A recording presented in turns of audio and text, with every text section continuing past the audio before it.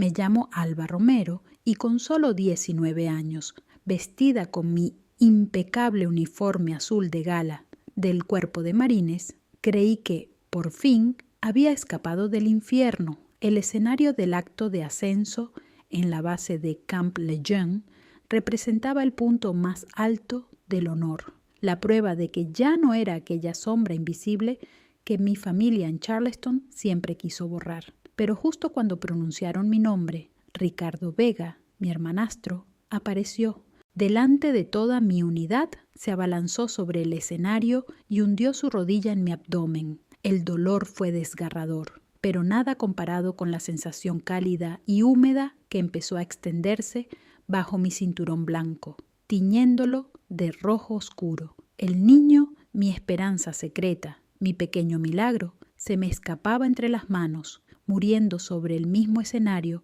donde debía celebrar mi triunfo. El silencio era absoluto. Busqué con desesperación la mirada de mi madre, María Luisa Torres, esperando una chispa de compasión, pero solo vi cómo bajaba la vista al suelo, inmóvil, como si no me conociera. Entonces Ricardo rugió con una voz llena de odio. Se lo merece, es una vergüenza para esta familia. Creyeron que habían destrozado mi futuro. No sabían que acababan de despertar a una guerrera. Si alguna vez tu propia familia te ha hecho caer cuando intentabas levantarte, quédate conmigo. Esta es una historia de traición y de justicia en el Cuerpo de Marines. El aire en el auditorio de la base estaba cargado de orgullo. Podías casi saborearlo. Una mezcla de cera de suelo, tela almidonada y el peso solemne del honor militar. Permanecía firme, en posición de descanso, con la espalda recta como una barra de acero y los hombros cuadrados. Mi chaqueta azul oscuro lucía impecable. Los botones dorados brillaban como espejos bajo las luces. En mi cuello, el emblema del águila, el globo y el ancla pesaba más que el metal.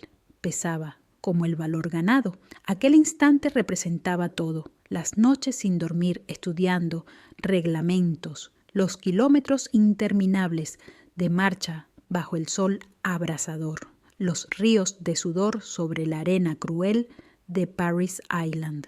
Cada grito de los instructores, cada obstáculo superado había sido un cincel puliendo a la niña asustada y no deseada de Charleston para revelar a la marín que llevaba dentro. Mi padrastro, el coronel Francisco Romero, un exoficial del ejército que despreciaba a los marines, solía repetir durante la cena: «No tienes el carácter para soportarlo, Alba». Pero ahí estaba yo, a punto de recibir un nuevo galón. El altavoz resonó con fuerza. Ascenso al rango de cabo, Alba Romero. El aplauso del público, compañeros y familias, retumbó como un oleaje de orgullo. Ese era mi momento, mi identidad, algo que por fin era solo mío. Nada ni nadie podría arrebatármelo. Mientras caminaba con paso firme hacia el centro del escenario, mis ojos buscaron en la primera fila. Encontré a mi madre, rígida junto al coronel. Esperé un gesto de alegría, una sonrisa, algo de orgullo, pero solo obtuve un leve movimiento de cabeza. Él ni siquiera me miró.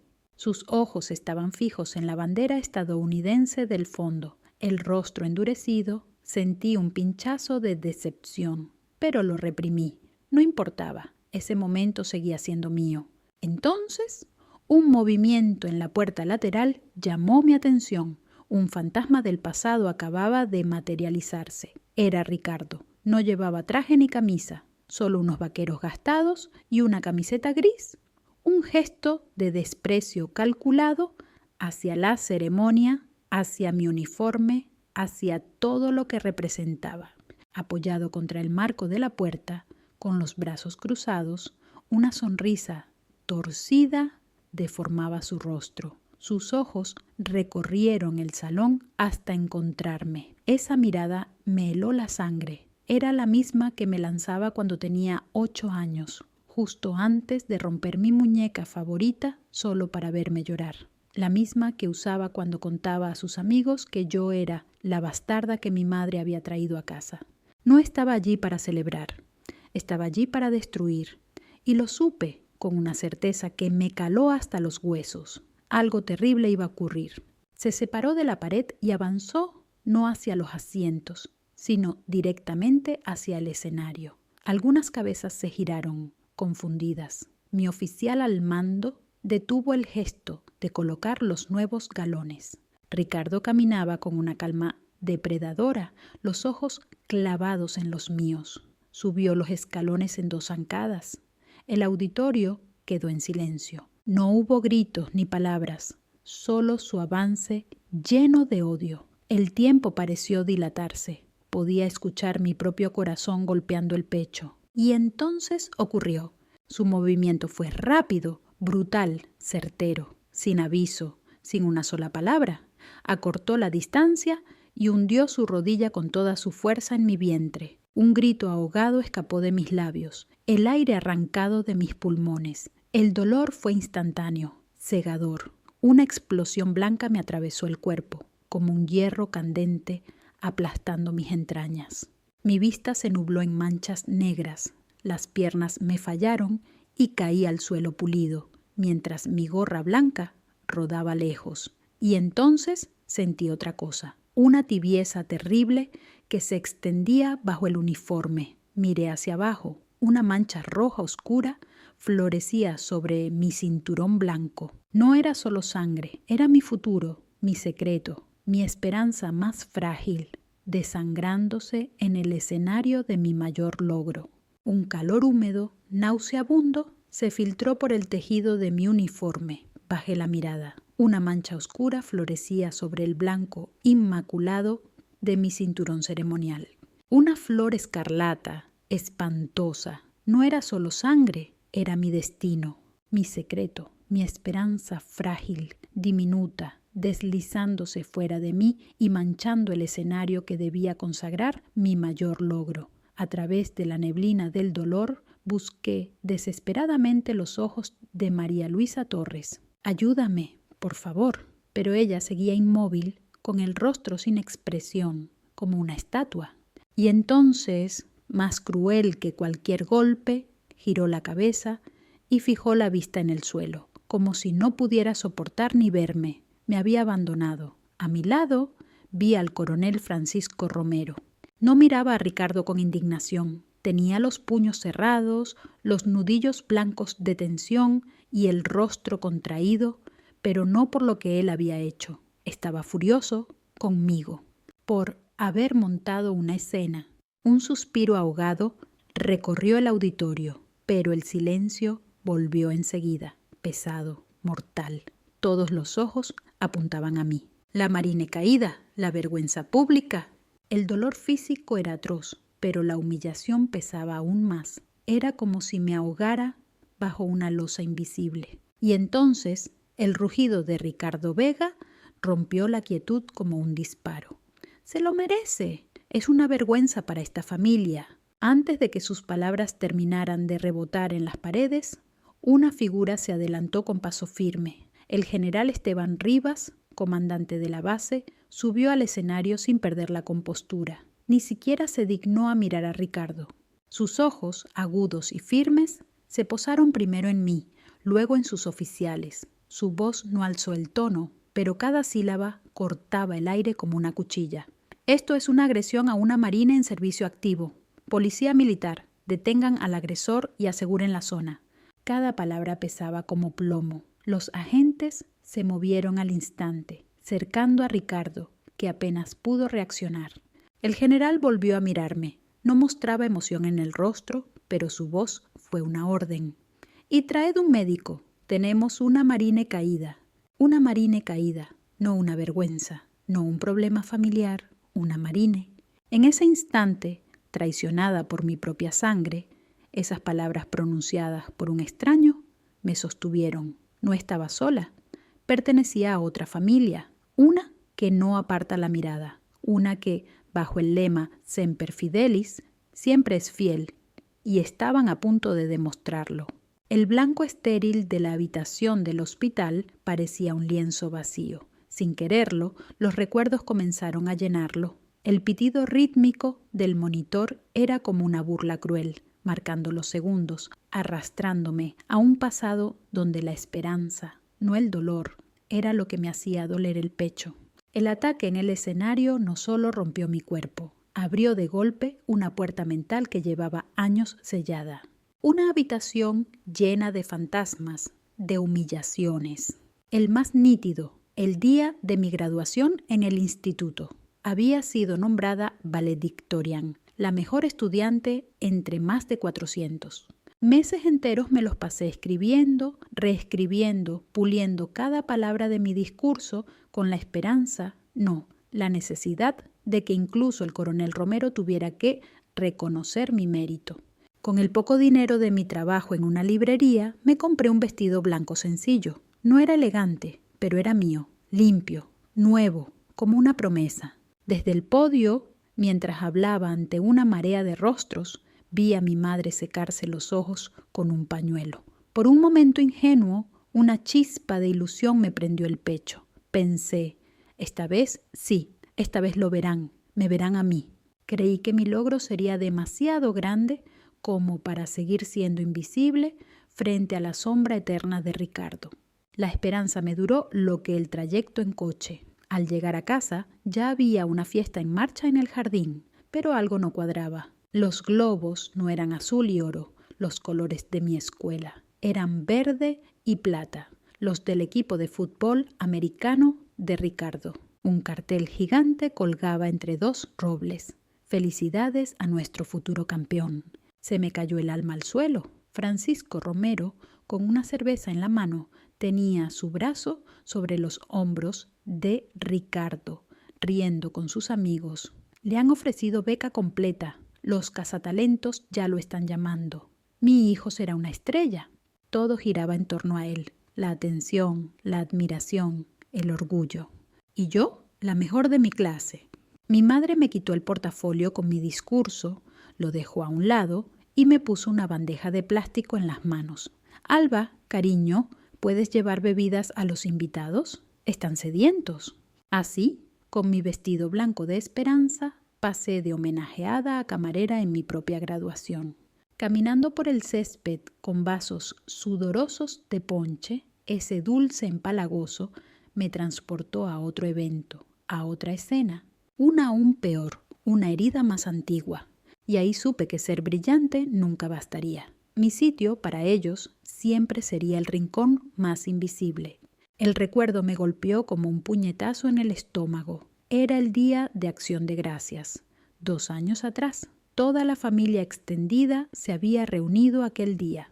La mesa del comedor resplandecía, cargada con el típico banquete americano. Pavo dorado, relleno, puré de patatas y la famosa salsa de arándanos de María Luisa Torres, espesa y de un rojo intenso. Acababa de servirme una rodaja de pavo cuando Ricardo Vega, sentado justo enfrente, se inclinó hacia adelante. No dijo una sola palabra, solo clavó sus ojos en los míos con esa sonrisa lenta y venenosa que ya conocía, y entonces lo hizo. Carraspeó con fuerza y escupió. Un escupitajo espeso, repugnante, que cruzó la mesa y cayó justo encima de la carne en mi plato. El sonido fue asqueroso, un golpe húmedo que me revolvió el estómago. Me quedé congelada, el tenedor a medio camino de la boca, todos mis músculos paralizados por el asco y el impacto. Pero lo más terrible no fue el acto en sí, fue lo que ocurrió después. El coronel Francisco Romero, sentado en la cabecera, lo había visto todo y se echó a reír, una carcajada profunda que le sacudía el pecho mientras se limpiaba una lágrima de la risa. Solo le ha dado un poco de sabor a Alba, soltó con burla. Venga, a comer. Para él, aquello era lo más gracioso del mundo. El rostro de mi madre palideció, se levantó de golpe y me quitó el plato de las manos, pero no para enfrentarse a Ricardo. Se inclinó y me susurró, temblando, con voz urgente. No montes un escándalo, Alba. Por favor, deja pasar esto. Tenía más miedo de hacer el ridículo delante de la familia que del acto repulsivo de su hijo. Tiró el plato a la basura de la cocina. me dijo que comiera los acompañamientos, nada más. Ese recuerdo fue tan vívido que me hizo estremecer allí mismo, en el jardín, haciendo que tintinearan los vasos en la bandeja que llevaba. Y como si el destino quisiera reforzarlo, Ricardo apareció con sus amigos del equipo de fútbol, caminando con ese aire de superioridad arrogante. Ni me miró, solo sacó la cadera de forma deliberada, haciendo que mi bandeja se tambaleara. El ponche rojo brillante cayó por todo el frente de mi vestido blanco. «¡Uy, torpe!», murmuró con desdén, luciendo la misma sonrisa cruel de aquel día de Acción de Gracias. No se detuvo, siguió caminando. Desde el otro lado del jardín, Francisco Romero lo vio todo. Su voz tronó entre el murmullo de la fiesta, molesto, cortante. «Alba, límpiate eso, no arruines la fiesta de tu hermano». «La fiesta de tu hermano». Me quedé quieta, empapada de ponche rojo, que parecía sangre sobre el blanco de mi vestido, y en ese instante lo entendí todo. El escupitajo, el ponche, daba igual.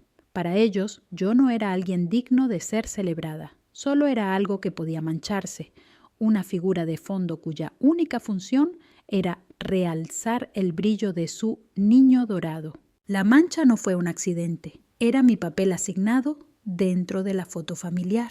Si tú también has sentido alguna vez que tu mayor logro fue ignorado o despreciado, esto es para ti. Y si alguna vez te trató tu propia familia como si fueras invisible, déjame decirte, yo sé exactamente cómo se siente. Esa noche, sola en mi habitación, me quedé mirando mi reflejo en la ventana, donde la oscuridad borraba los contornos.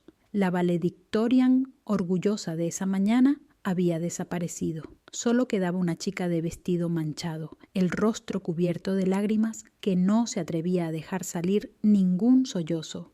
La pregunta que había susurrado durante años dentro de mí finalmente gritaba desesperada. ¿Existía algún lugar en este mundo donde me trataran como a un ser humano? La respuesta estaba en Parris Island. El autobús que me llevó a Carolina del Sur fue mi billete de salida. Cuando las puertas se abrieron, una ráfaga de aire cálido, húmedo y cargado del chirrido interminable de cigarras me dio la bienvenida. Ese era el sonido del sur, el sonido de lo desconocido y de la oportunidad.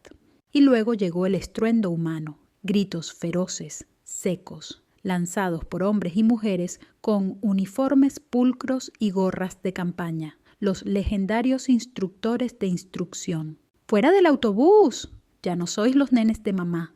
Ahora pertenecéis al Cuerpo de Marines de los Estados Unidos. Las huellas amarillas marcaban el suelo. Nos ordenaron colocarnos sobre ellas. Nuestra vida civil terminó en el mismo instante en que nuestras zapatillas tocaron esa pintura. Para los demás reclutas era como caer en otro planeta. Para mí resultaba familiar. Yo venía de una casa de gritos, pero esto no era lo mismo. La rabia de Francisco y Ricardo era caótica, humillante, sin lógica. Aquí, en cambio, cada orden tenía un propósito. Aquí no me querían destruir, me estaban moldeando. Los días siguientes se fundieron en una rutina despiadada de destrucción y reconstrucción. La vida se convirtió en una coreografía repetida hasta quedar tatuada en la memoria muscular. Marchas antes del amanecer, cuando el mundo aún dormía y el sonido de las botas marcaba el ritmo, pistas de obstáculos bajo un sol que partía el cielo, el sudor resbalando por mi nuca, el aire temblando de calor, horas encerrada en el arsenal sofocante, desmontando y limpiando mi fusil hasta que mis manos sangraban, el olor a aceite incrustado en mi piel. Cada músculo protestaba, cada respiración era una batalla. Pero algo dentro de mí, algo que ni Ricardo ni Francisco habían logrado aplastar, estaba empezando a despertar. Mis pulmones ardían con cada respiración entrecortada. Me estaban despojando sistemáticamente de todo lo que alguna vez fui, moldeándome para convertirme en una pieza más de una maquinaria implacable. Ya no existía Alba Romero, Solo quedaba la recluta Romero. La prueba definitiva era la cruceta, una brutal simulación de combate de 54 horas diseñada para romperte hasta el alma. Con apenas algo de comida y menos horas de sueño, nos empujaban más allá de cualquier límite imaginable. La segunda noche, durante una marcha forzada por un sendero pantanoso, mi cuerpo dijo basta. Las piernas me fallaron y me desplomé en el barro. La mochila me aplastaba los hombros como si estuviera llena de plomo. No podía moverme, no podía respirar. Estaba acabada. Mientras yacía ahí, dispuesta a rendirme, dos imágenes me atravesaron la mente con una claridad brutal. La sonrisa arrogante de Ricardo al escupir sobre mi comida y la mirada fría de desprecio del coronel Francisco Romero cuando llamó a mi graduación una desgracia. Una oleada de rabia ardiente, más incandescente que el sol de Carolina del Sur, me recorrió las venas. Era un combustible más poderoso que cualquier ración o descanso. El dolor de mi familia era una herida más profunda y familiar que el de mis músculos. Ese dolor lo conocía bien, había crecido con él. El dolor físico era pasajero, pero volver a Charleston como un fracaso, eso sería eterno. Apreté la mandíbula, tragando barro y arena, y me obligué a levantarme. Cargué la mochila, enderecé los hombros y seguí adelante. El pasado que intentaba dejar atrás se había convertido en la fuerza que me impulsaba, pero escapar de los fantasmas de mi familia era una cosa. Escapar de la necesidad de tener una era otra muy distinta. El ritual más sagrado en Paris Island era la entrega de correspondencia. Cada tarde, tras la última formación, un instructor entraba a los barracones con un saco de cartas al hombro. Era el único momento en que la tensión constante se desvanecía. Cuando los reclutas oían su nombre, un alivio se dibujaba en sus rostros. Se sentaban sobre sus baúles, algunos llorando en silencio, mientras leían palabras de aliento, otros riendo con chistes de casa. Era el vínculo con el mundo que habíamos dejado atrás, la razón por la cual soportábamos aquel infierno. Yo me sentaba sola sobre mi baúl con el corazón como piedra. Había enviado 3 cartas a Charleston, no para suplicar ni quejarme, solo notas breves contando el entrenamiento, los desafíos. Conservaba una diminuta esperanza de que mi madre, al verme realmente esforzándome por cambiar mi vida, me enviara una sola línea de aliento, algo, lo que fuera. Pero mi nombre nunca fue pronunciado. El buzón de Romero A siempre estaba vacío. El silencio desde Charleston gritaba más fuerte que cualquier sargento. Era la confirmación de lo que siempre había sentido, que no valía nada. El abandono definitivo, justo cuando más lo necesitaba. Una tarde, la sargento mayor Juan García, una mujer dura como el acero, con unos ojos que te taladraban el alma, notó mi silencio. Me había estado observando durante semanas. Después del reparto de cartas, cuando los sollozos y el crujir del papel llenaban el aire, se acercó y se paró frente a mí. No gritó. Habló con una voz baja, firme, que cortaba como navaja. «Romero», dijo, «la familia que estás buscando no está allá afuera». Y señaló vagamente hacia el exterior del cuartel. «Está aquí», asintió hacia mis compañeras de pelotón, que compartían galletas de casa y leían en voz alta sus cartas. «Mira a tus hermanas, esta es tu familia ahora». Sus palabras me golpearon más duro que cualquier castigo físico. Tenía razón, la familia de sangre me había fallado en cada paso.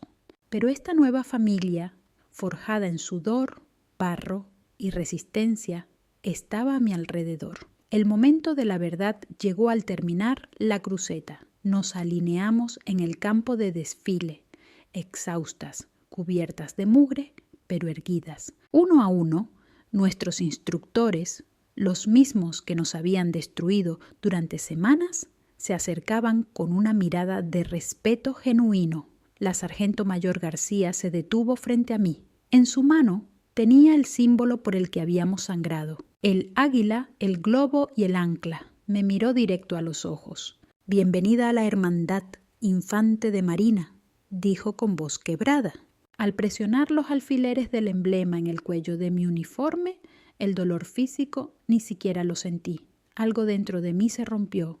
Lágrimas calientes e incontrolables brotaron por primera vez en 13 semanas. No eran de tristeza ni de sufrimiento, eran de llegada. Por primera vez en mi vida sentí que pertenecía a algún lugar. Este uniforme era mi hogar.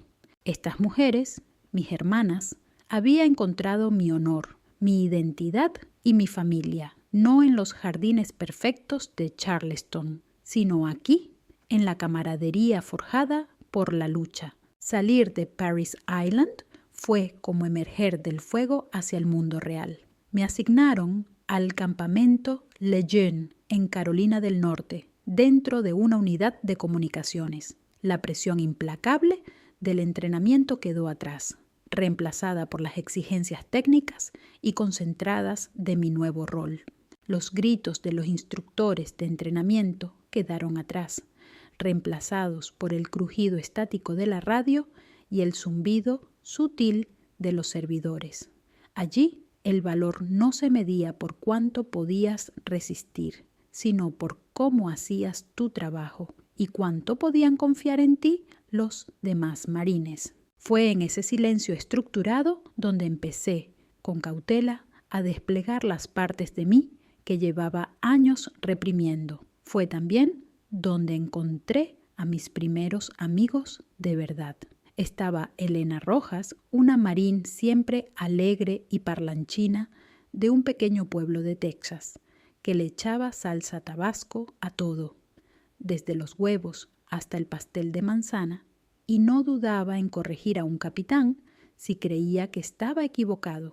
Y luego estaba Miguel Cortés, un chico tranquilo y sereno de la zona rural de Ohio, que podía arreglar cualquier cosa con una navaja multiusos y un rollo de cinta americana. Hablaba en medias frases, pero un simple asentimiento suyo decía más que cualquier discurso completo.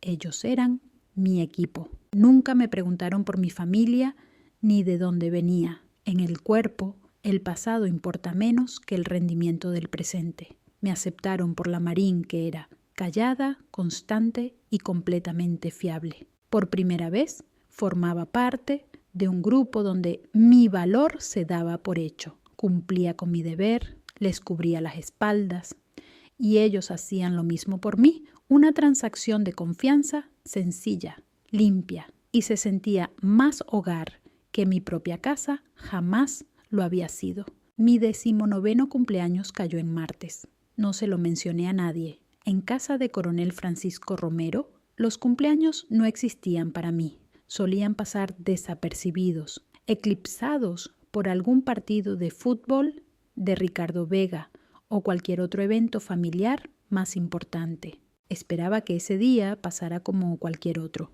Entrenamiento por la mañana, turno de 12 horas y vuelta a los barracones. Pero aquella noche, al abrir la puerta de mi habitación, todo estaba completamente oscuro.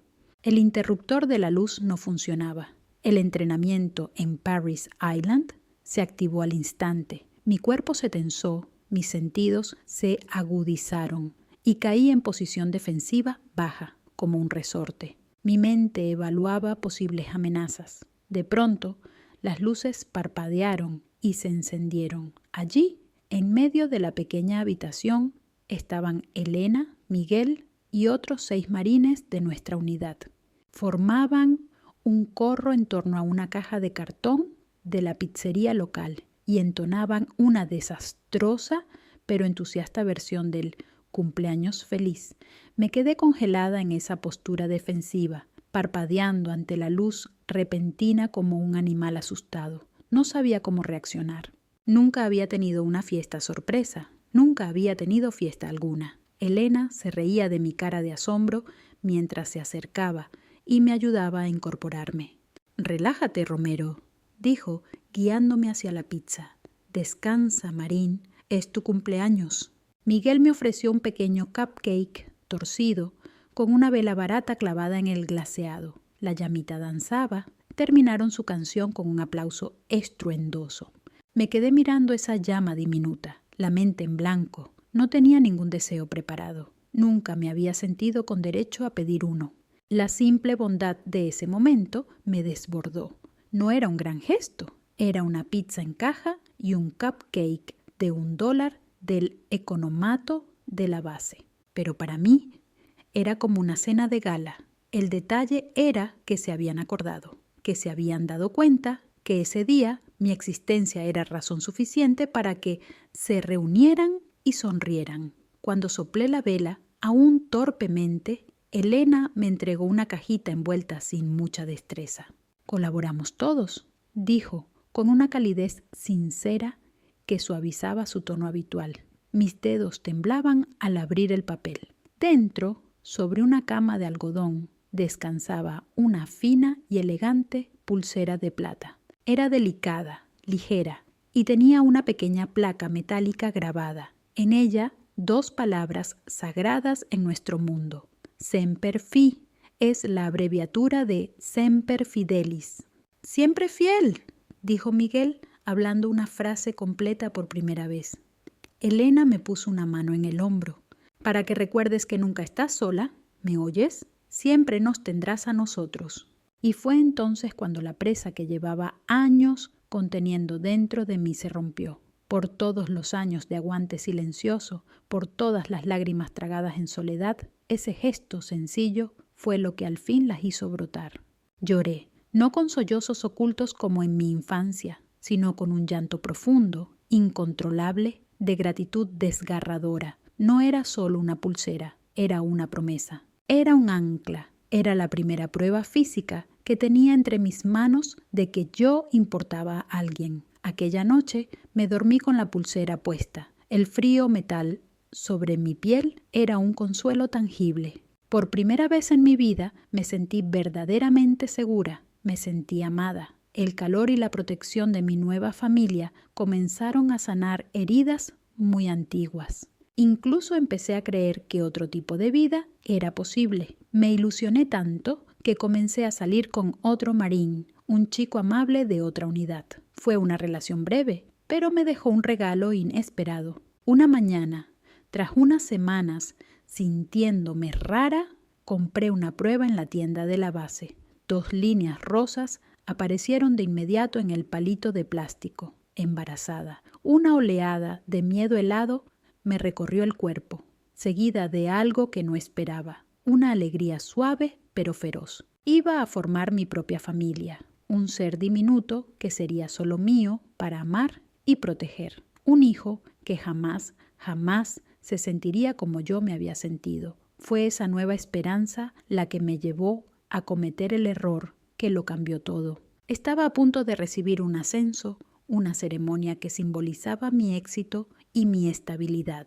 Decidí que aquel sería el momento perfecto para contarle la noticia a mi familia en Charleston. Imaginé que la idea de un nieto, su primer nieto, podría ser el puente capaz de cerrar la grieta que nos separaba. Fue una esperanza ingenua, desesperada y, sin saberlo, mortal.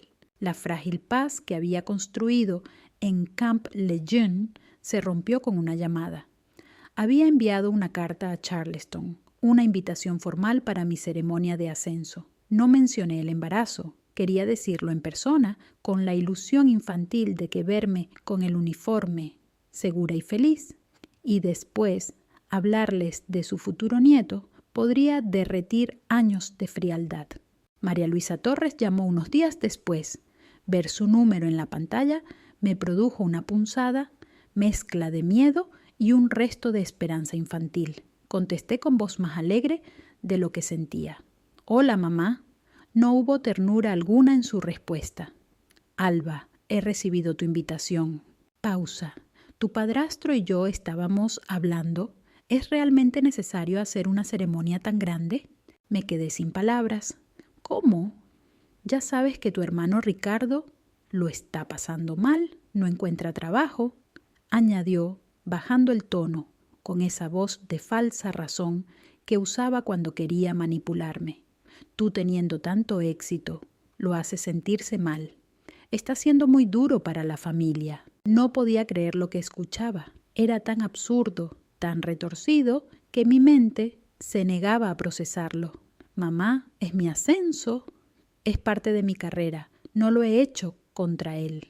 Lo sé, cariño, dijo con ese cariño que sonaba más a reproche que a afecto. Pero la familia consiste en apoyarse. No hagas que todo gire en torno a ti.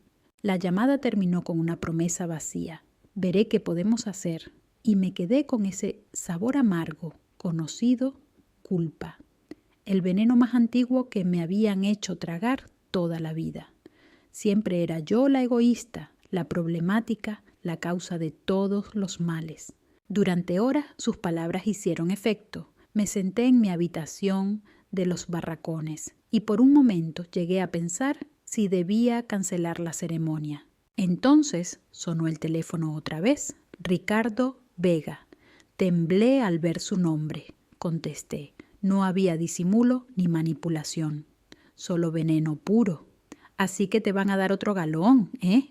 Se burló, con una risa cargada de desprecio. No te creas superior. Ese uniforme no te hace mejor que nadie. Su voz se volvió más grave, más fría. Eres la misma recogida que mi madre trajo a casa. Una mancha. Apreté el teléfono con tanta fuerza que los nudillos se me pusieron blancos. No respondí. Mi silencio solo lo enfureció más. Iré a tu fiestecita, escupió. Voy a enseñarles a tus amiguitos del cuerpo lo que eres en realidad. La línea se cortó. Sentí el frío recorrerme la espalda. No era una amenaza vacía, era una promesa.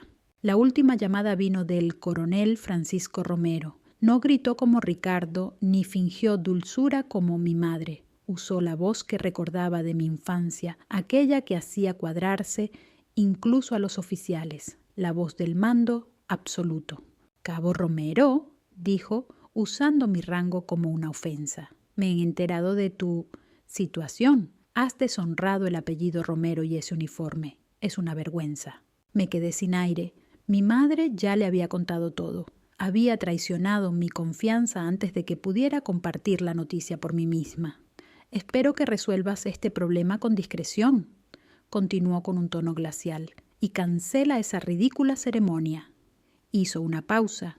«No me obligues a viajar hasta Carolina del Norte para presenciar la humillación de esta familia. Un problema. Había llamado a mi hijo, el niño, un problema. Algo dentro de mí se rompió. La culpa, el miedo, los años de obediencia ciega desaparecieron, consumidos por una ira pura, nítida. La vida disciplinada y tranquila que había construido estaba siendo atacada. Querían arrastrarme de nuevo a su caos. Esa noche no pude dormir. Las voces de mi familia resonaban en mi cabeza. 3 acordes de manipulación, odio y autoridad. Me senté al borde de la litera, en la oscuridad, sintiendo el peso de su desprecio aplastándome. Miré mi muñeca. La pulsera plateada de Semperfi brillaba con la luz de la luna filtrada por la ventana. «No estás sola». La voz de Elena Rojas. «Esta es tu familia ahora». Las palabras de la sargento mayor Juan García. Tenían razón. Ya no era aquella niña asustada. Era una marín de los Estados Unidos. Y una infante de marina nunca entra en combate sin estar preparada. En mi mente resonaban las lecciones del entrenamiento en inteligencia durante el campamento básico. «Tu mejor arma», nos decía el instructor, «es la evidencia creíble. La información es munición». A la mañana siguiente una determinación fría y férrea se instaló en mi estómago. Al terminar mi turno, tomé un autobús que me llevó fuera de la base hasta un centro comercial en las afueras de Jacksonville. Entré en una tienda de electrónica y compré una grabadora de voz digital pequeña pero potente, del tipo que usan los periodistas. Luego pasé por un kiosco de telefonía y pedí que instalaran una aplicación para grabar llamadas, de esas que se activan automáticamente. Al volver caminando a la base, el pequeño dispositivo en mi bolsillo pesaba más de lo que parecía. Sentía como si llevara un arma en miniatura. No sabía exactamente cómo ni cuándo usaría esa munición, pero había algo que sí tenía absolutamente claro. Había terminado con el papel de víctima silenciosa. Había terminado con permitirles controlar la narrativa. Desde ese instante, cada palabra que usaran en mi contra quedaría grabada. Cada amenaza, cada mentira, cada susurro manipulador. La guerra había comenzado. En los días previos a la ceremonia de ascenso, traté de construir un muro en mi mente. Me concentré en mis deberes, en el ritmo firme y familiar del trabajo. Fui al comedor con Elena Rojas y Miguel Cortés, dejándome envolver por sus bromas y charlas amenas, intentando absorber algo de esa paz sencilla que ofrecía su amistad. Ellos notaban que algo andaba mal. Mis sonrisas eran forzadas, mis hombros tensos. Miguel, con esa manera suya tan callada y observadora, rompió el silencio una noche mientras comíamos estofado de carne. ¿Todo bien, Romero?, preguntó con esa mirada suya tan escasa como honesta. Me encogí de hombros, empujando el puré de papas en el plato. Solo cosas de familia, murmuré, sintiendo cómo las palabras se atascaban en mi garganta. Elena estiró la mano por la mesa y apretó la mía, con firmeza y calidez. Dijo, con su habitual energía bajando a un susurro afectuoso. ¿Recuerdas lo que te dijimos? Aquí somos tu familia, nos tienes a nosotras. Sus palabras fueron como un pequeño escudo, un respiro momentáneo frente a la ansiedad que me estrujaba por dentro. Pero incluso con su apoyo, no podía sacudirme la sensación de que se avecinaba una tormenta. Y esa tormenta estalló la noche antes de la ceremonia.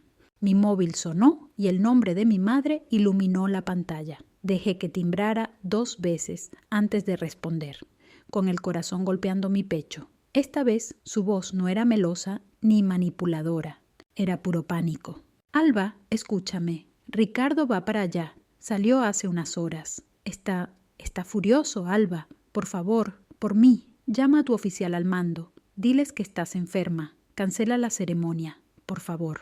Una calma fría y dura se apoderó de mí. El miedo desapareció, reemplazado por algo sólido e inamovible. No, mamá, dije con la voz serena, no voy a cancelar. Me lo gané. Su pánico se convirtió en un llanto histérico y entrecortado. ¿Por qué eres tan terca? ¿Por qué tienes que ser tan difícil? Es tu hermano. Solo es un poco impulsivo, eso es todo. Vas a arruinarle el futuro. Estás destruyendo esta familia.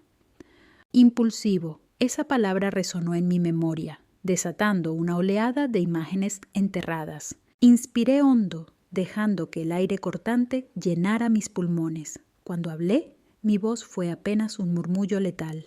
Mamá, empecé, eligiendo cada palabra con cuidado. Tenía 14 años cuando su impulsividad me tiró por las escaleras y me torció la muñeca. Llevo 19 años siendo avergonzada por su impulsividad. Ahora mismo llevo en mi vientre a tu nieto y tú estás al teléfono suplicándome que me esconda, que huya, que proteja al hombre que ha amenazado tanto a mí como al niño. Del otro lado de la línea se oyó un sonido ahogado y desesperado. Pero es el hijo de Harold. Eso fue todo.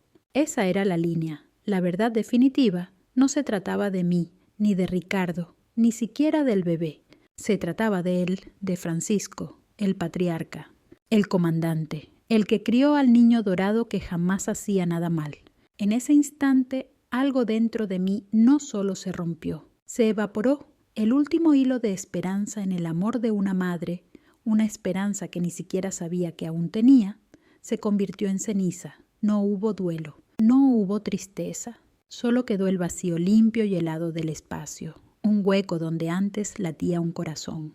Cuando hablé de nuevo, mi voz fue tajante y definitiva. «¡Basta!», dije, «ya escuché suficiente». Corté la llamada. El silencio que siguió fue absoluto. Entré al pequeño baño, mis movimientos rígidos y mecánicos, y encendí la luz. Me miré en el espejo sobre el lavabo. Esperaba ver a una niña asustada, con lágrimas en el rostro, a punto de colapsar. Pero no, lo que vi era otra cosa. La mujer del espejo tenía los ojos firmes. No había miedo en ellos, solo fuego, frío, duro y ardiendo como jamás antes. La mandíbula apretada. Su espalda estaba erguida. Ya no veía a Alba Romero, la víctima. Veía a la Cabo Romero, infante de Marina de los Estados Unidos. Y en ese instante comprendí el error fatal que todos ellos habían cometido. Durante años me trataron como a una presa, como a una oveja tímida que se podía acorralar y atormentar para su diversión. Me arrinconaron, me empujaron y me amenazaron, creyendo que tarde o temprano me rompería, pero nunca entendieron que no estaban acorralando a una oveja. Habían acorralado a una loba. Si alguna vez en tu vida dijiste, ya basta, presiona ese corazón para unirte a todos los que encontraron su fuerza interior. Y si crees que tomé la decisión correcta, deja un comentario con una sola palabra: guerrera. Quiero saber que estás conmigo. Mi mano fue directo al móvil, firme y decidida. No hubo duda ni un instante de vacilación. Pasé de largo por Elena Rojas y Miguel Cortés, y también por todos en mi cadena de mando. Fui directamente a la cima. Busqué el número de la oficina del comandante general de la base, el general Esteban Rivas. Sabía que era una ruptura total del protocolo, un salto por encima de una docena de rangos, pero esta no era una situación común. Ya no se trataba de un conflicto familiar. Era una amenaza directa contra una infante de Marina en su propia base. No iba a esperar a convertirme en una víctima más. Estaba reportando una amenaza inminente. La batalla se avecinaba, pero se libraría bajo mis términos. La llamada de la oficina del general Rivas llegó la misma mañana de la ceremonia. La entregó un sargento mayor con rostro de piedra. No era una invitación, era una orden. Mi corazón retumbaba en mi pecho. Había roto la cadena de mando de la forma más drástica posible. Salté por encima de capitanes, mayores y coroneles hasta llegar a lo más alto. Crucé la base hacia el edificio de comando, mi espalda recta como una lanza, mi mente preparada para una reprimenda formal, o algo peor. La oficina del general era justo como la imaginaba, amplia e imponente, con paredes adornadas con condecoraciones, espadas ceremoniales y las banderas orgullosas de los Estados Unidos y del Cuerpo de Marines. No estaba sentado detrás de su enorme escritorio de caoba. Estaba de pie, mirando por la ventana hacia el patio de desfiles. Se giró al verme entrar, y su expresión no era de ira, era seria, indescifrable. Señaló una de las sillas de cuero frente a su escritorio. «Siéntese, cabo». Me senté, las manos entrelazadas en mi regazo para evitar que temblaran. «Cabo Romero», empezó con voz firme y serena. «Informe». No era una pregunta, era una orden. Y ahí entró en juego mi entrenamiento. Todo el miedo y la emoción se desvanecieron, reemplazados por la claridad concentrada de un informe de misión. Entregué el informe con precisión, objetividad y sin un solo titubeo en la voz. Detallé la historia de abusos, el patrón de manipulación y las amenazas directas que se habían hecho contra mí y contra el niño. Hablé no como hija, sino como infante de Marina, informando de un peligro claro y presente. Cuando terminé, el silencio llenó la sala. El general Rivas no me interrumpió ni una sola vez, solo escuchó su mirada fija en mí. «Tengo las grabaciones de las últimas llamadas, señor», dije con voz firme. Asintió con la cabeza. «Proceda». Coloqué el pequeño grabador digital sobre la superficie pulida de su escritorio. La madera se sentía fría y sólida bajo mis dedos. Presioné play. Las voces tóxicas de mi familia invadieron ese espacio solemne. El odio desgarrador de Ricardo Vega. Los sollozos manipuladores de María Luisa Torres. El general permanecía inmóvil, con las manos cruzadas detrás de la espalda, la mandíbula tensándose con cada palabra grabada. El contraste entre la crueldad caótica de ellos y la dignidad silenciosa de esa oficina era abrumador. Cuando la última grabación se detuvo, el silencio volvió, más denso esta vez. El general Rivas regresó a la ventana dándome la espalda.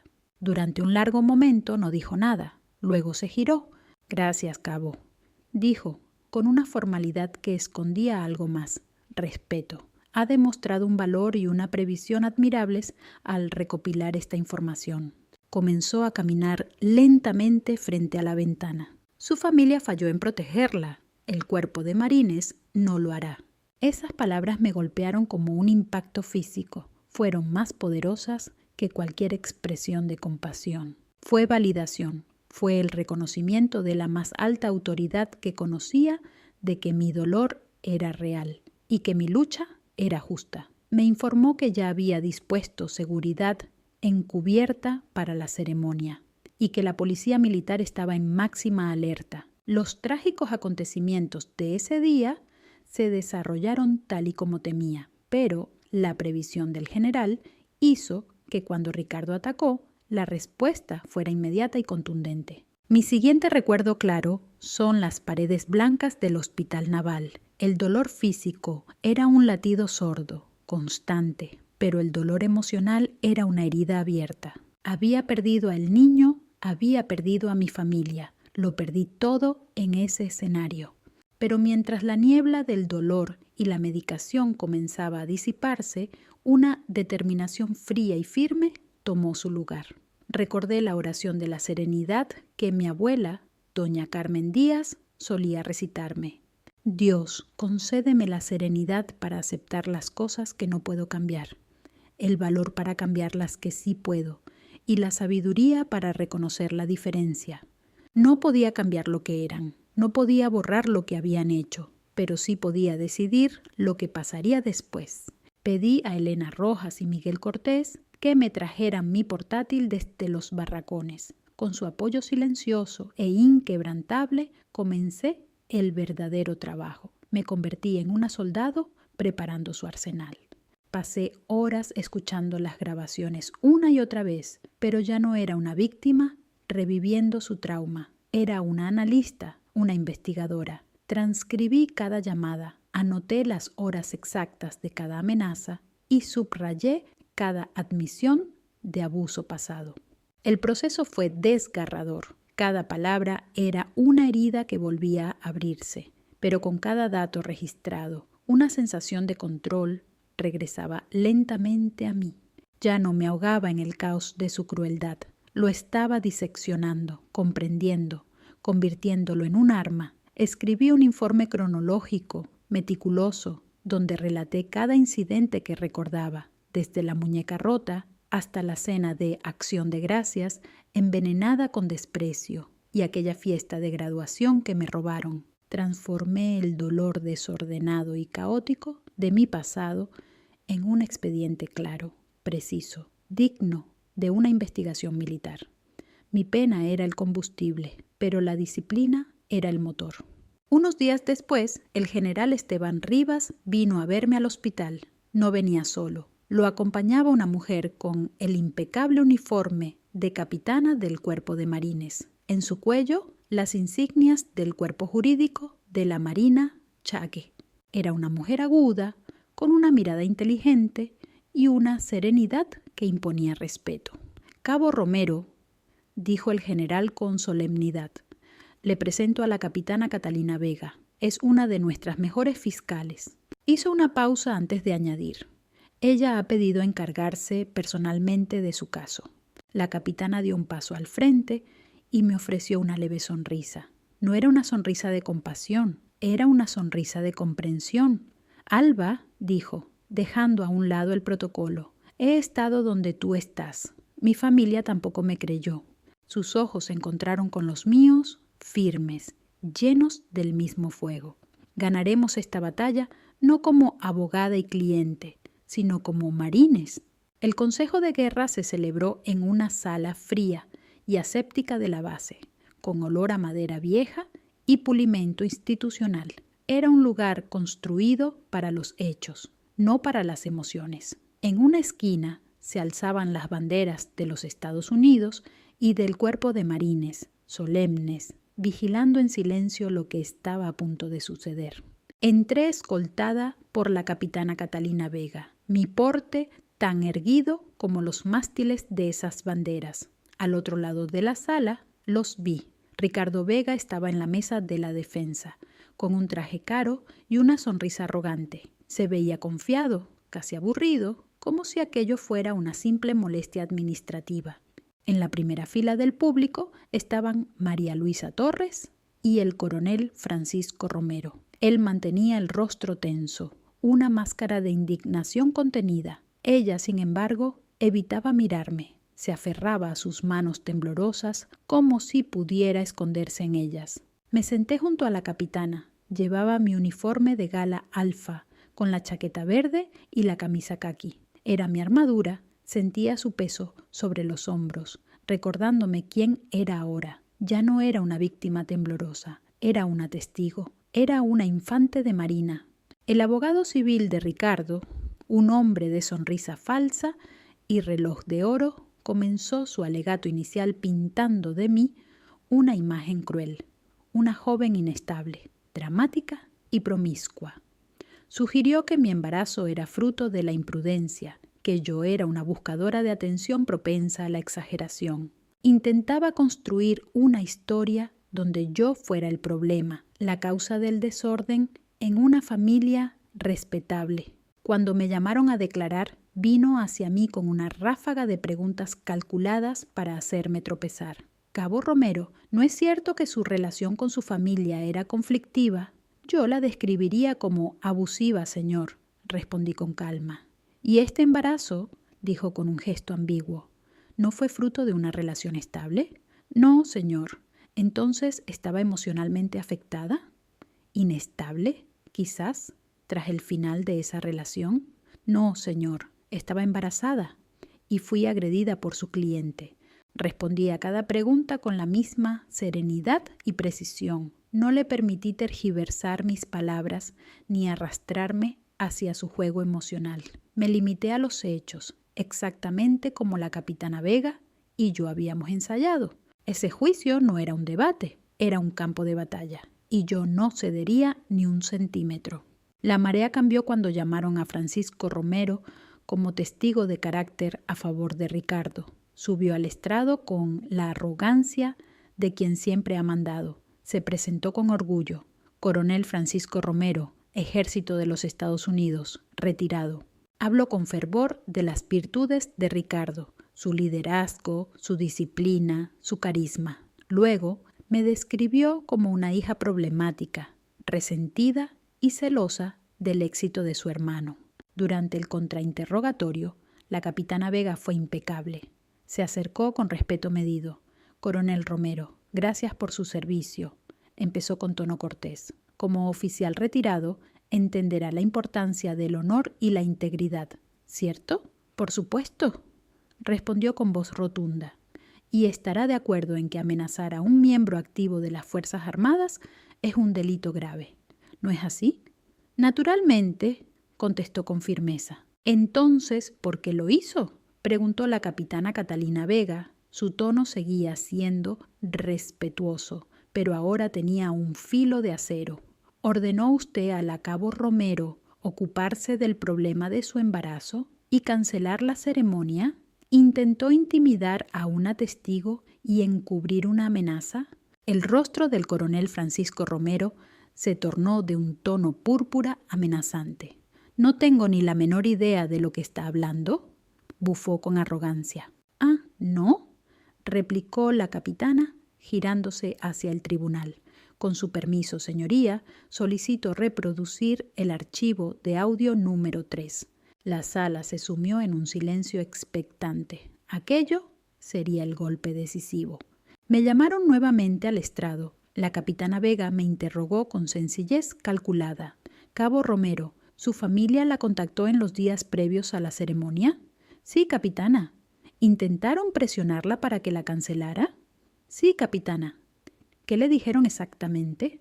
El abogado de Ricardo Vega se levantó de un salto. «Objeción, testimonio de oídas». «No es de oídas», respondió la capitana con calma. «Si lo tenemos grabado», asintió al sargento técnico, y entonces liberó el arma secreta, las grabaciones. La voz cargada de odio de Ricardo resonó en la sala, amenazándome, llamándome mancha, prometiendo arruinarme. Luego vino la voz fría y autoritaria del coronel Romero, refiriéndose a el niño como un problema y exigiendo que cancelara el acto. Y finalmente, los sollozos manipuladores de María Luisa Torres, disfrazados de súplica maternal. El aire en la sala se volvió espeso, contaminado por la verdad. Cada mentira que el abogado había tejido se deshacía, sofocada por la realidad que brotaba de los altavoces. Observé el rostro de Ricardo. Su seguridad despectiva se desmoronó, dejando un gesto vacío, pálido, de puro espanto. Mi madre se inclinó hacia adelante, ocultando la cara entre las manos, como si así pudiera borrar el sonido de su propia traición. El último testigo fue el general Esteban Rivas. Subió al estrado con la solemnidad tranquila de quien ha cargado décadas de servicio. Su testimonio fue claro, preciso, militar. Describió lo ocurrido durante la ceremonia, el ataque, el grito de Ricardo, el momento en que me encontró en el suelo. El abogado de la defensa, desesperado, intentó una última jugada. «General, ¿no es posible que malinterpretara una simple disputa familiar?»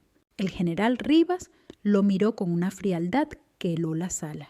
«¿Abogado?», dijo en voz baja, pero su timbre alcanzó cada rincón del tribunal. «Llevo 30 años sirviendo en este cuerpo. Sé reconocer una agresión cuando la veo. Y lo que presencié aquel día fue una de las acciones más cobardes y deshonrosas que he tenido la desgracia de contemplar». Sus palabras cayeron como el filo de una guillotina. Todo el caso se derrumbó. El panel de oficiales deliberó menos de 20 minutos. El coronel que presidía el tribunal se puso de pie y leyó el veredicto con gravedad marcial. Por el cargo de agresión, este tribunal declara al acusado culpable. El mazo golpeó la mesa, un sonido seco, como el disparo de un fusil. Ricardo se desplomó en su silla, soltando un sollozo ahogado, animal. María Luisa rompió a llorar. Yo no sentí júbilo ni victoria. No había triunfo, solo un inmenso silencio interior. El infierno había terminado. Pero la devastación permanecía. No hubo celebraciones, ningún brindis, ninguna cena. Volví a mi habitación en los barracones y el silencio del lugar vacío me envolvió como una manta pesada. La guerra había terminado, había ganado, pero por dentro me sentía hueca, como un campo de batalla arrasado donde victoria y pérdida eran casi lo mismo. La justicia se había cumplido, pero el niño seguía ausente y mi familia rota sin remedio. Horas más tarde, la capitana Vega me encontró sentada en el borde de mi litera, mirando fijamente la pared. No me felicitó, solo me extendió un vaso de café negro. «Esta parte es normal», dijo con voz suave. «En toda guerra hay bajas, incluso en las que ganamos. Date tiempo para llorar lo que has perdido». Sus palabras fueron una especie de permiso para sentir algo más que alivio. Al día siguiente llegó una solicitud. María Luisa Torres quería verme antes de regresar a Charleston con el coronel Romero. Acepté reunirme con ella en una pequeña cafetería fuera de la base. Quería que fuera en terreno neutral, bajo mis propias condiciones. Parecía 10 años mayor. La batalla la había vaciado, dejándola débil, sin brillo. Lloró antes incluso de que la camarera trajera el café. Entre sollozos habló de lo devastado que estaba Francisco, de cómo la vida de Ricardo estaba arruinada, del bochorno que todo aquello había causado. Ni una sola palabra sobre cómo me sentía yo, ni una sola mención al nieto que nunca conocería. Finalmente, su torrente de justificaciones se detuvo. Me miró con ojos suplicantes. «Sé que estás enfadada, Alba», susurró, «pero si hubiera sido un poco más dócil, nada de esto habría pasado».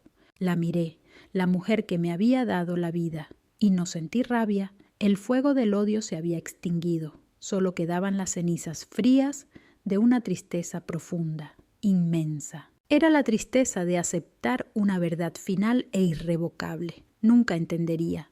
Ella era un miembro permanente de su mundo, un mundo donde el orgullo de Francisco era su hijo varón y Ricardo era el heredero indiscutible. «Mamá», dije con una voz suave pero firme, sin reproches. «He cedido toda mi vida».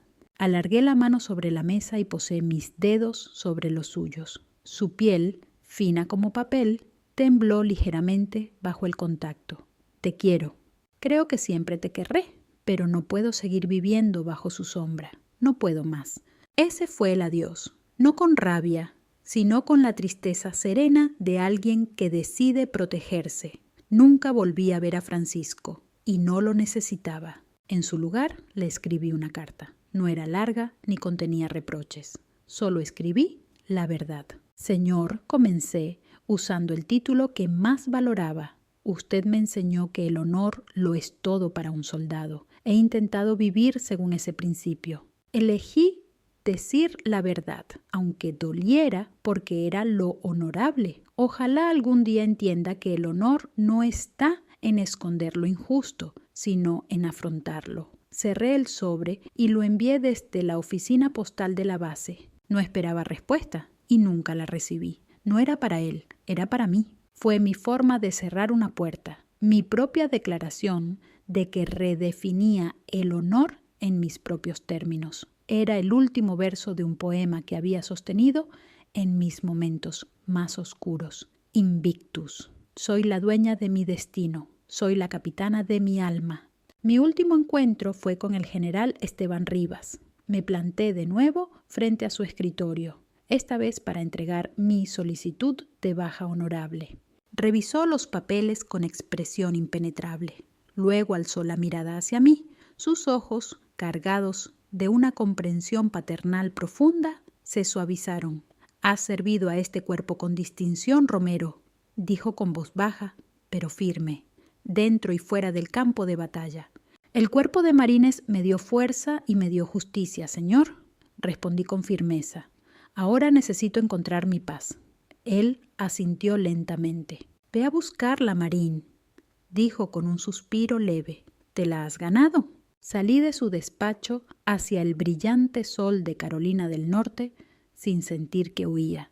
Aquello no era una retirada, era una elección. Por primera vez no escapaba de un pasado doloroso. Caminaba hacia un futuro desconocido, un futuro que no estaría definido por un uniforme, ni por las expectativas de una familia, ni por los fantasmas de lo que perdí. Sería un futuro construido por mí día a día. Me mudé a Arlington, Virginia. Estar cerca del corazón de la nación que serví me pareció adecuado. Alquilé un apartamento pequeño con un balcón que daba a una calle tranquila llena de árboles. La paz contrastaba intensamente con el orden rígido de los barracones y la tensión asfixiante del hogar de mi infancia. Era un lienzo en blanco. Mis mañanas empezaban con una carrera, no las marchas forzadas de Paris Island, sino una carrera solitaria por parques salpicados de rocío. Corría no porque me lo ordenaran, sino porque amaba sentir el aire fresco en la cara y el ritmo constante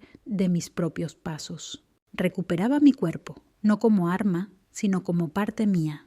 Encontré una paz profunda en las rutinas simples, el aroma del café recién hecho, el susurro de las páginas de un libro, el respeto silencioso de visitar los monumentos de la ciudad.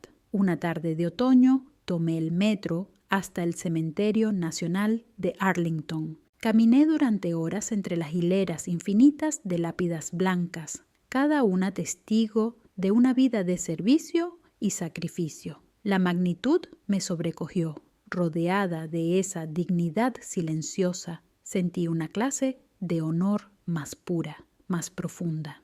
No estaba allí como marine, estaba como ciudadana, como superviviente, rindiendo homenaje. Encontré un rincón tranquilo bañado por el sol y deposité una única rosa blanca sobre la hierba. Fue un adiós privado, silencioso, al hijo que nunca llegué a conocer. Un reconocimiento final de una vida que, aunque breve, fue parte de mi historia. La capitana Catalina Vega me había dejado un regalo de despedida antes de su traslado. el número de una organización llamada The Mission Continues, una ONG que ayuda a veteranos a encontrar un nuevo propósito. Por impulso, llamé.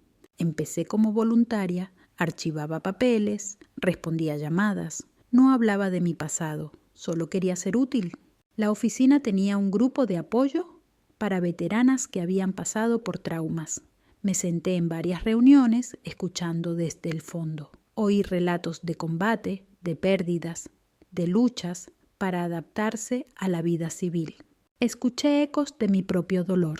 Una tarde, la facilitadora del grupo, una antigua capitana de la Fuerza Aérea con mirada cálida, me miró. «Alba», dijo con suavidad, «¿te gustaría compartir?» El corazón me golpeaba el pecho, pero al mirar los rostros de aquellas mujeres vi comprensión, no juicio. Por primera vez conté mi historia. Las palabras salieron torpes al principio, la garganta apretada por las lágrimas. Pero mientras hablaba, vi cabezas asentir, vi lágrimas en sus ojos, y en ese momento entendí el poder que tenía mi historia. Ya no era solo mi dolor, era un espejo, mostraba que no estaban solas. Era prueba de que sobrevivir es posible. Era prueba de que se puede vencer. Mi papel como voluntaria fue creciendo. Me convertí en mentora, luego en coordinadora del grupo. Descubrí que la sanación más profunda no venía de olvidar el pasado, sino de usarlo como puente para conectar con otras. Las cicatrices que llevaba se convirtieron en herramientas para ayudar a otras a reconstruir sus vidas. Lo más feo y doloroso de mi historia se transformó en mi mayor fuente de propósito. Años después llegó una invitación. Me pedían ser la ponente principal en una conferencia nacional de veteranos. Me aterraba la idea, pero sabía que tenía que hacerlo. Subí al escenario sin uniforme, con un vestido sencillo. El auditorio estaba lleno. Un foco me cegó y por un segundo volví a Camp Lejeune. Pero esta vez no había miedo. Respiré hondo y me acerqué al micrófono. La última vez que estuve en un escenario así, comencé, con voz firme. Lo perdí todo. Conté mi historia entera. No con ira, sino con la calma de quien ha atravesado la oscuridad y ha encontrado la luz. La historia termina aquí, pero mi vida no. Empezaba. Esa misma mañana me desperté antes del amanecer. En el balcón de mi apartamento en Arlington, con una taza de café caliente en las manos, observé cómo la primera luz dorada rozaba la cúpula del Capitolio. Aún siento la fina cicatriz plateada en mi abdomen, un recordatorio de la batalla que viví, pero ya no duele, es parte de mi mapa, la prueba de que fui puesta a prueba y resistí. No olvido el pasado, pero ya no soy su prisionera. He redefinido el honor, la lealtad y la familia bajo mis propios términos. Mi nombre es Alba Romero, marine, superviviente, guerrera, y por fin he encontrado mi propio amanecer. Gracias por acompañarme en este viaje. Mi historia es la prueba de que nuestras heridas más profundas pueden ser nuestras mayores fortalezas y de que todos tenemos el poder de crear nuestro propio nuevo día. Si tú también estás en un camino de sanación, te veo. No estás solo. Cuéntame en los comentarios qué esperas con ilusión en tu nuevo amanecer. Será un honor leerte. Si esta historia te dio esperanza, pulsa me gusta y suscríbete para más relatos de resiliencia. Tu apoyo ayuda a mantener este espacio donde todos podemos sanar juntos. Gracias.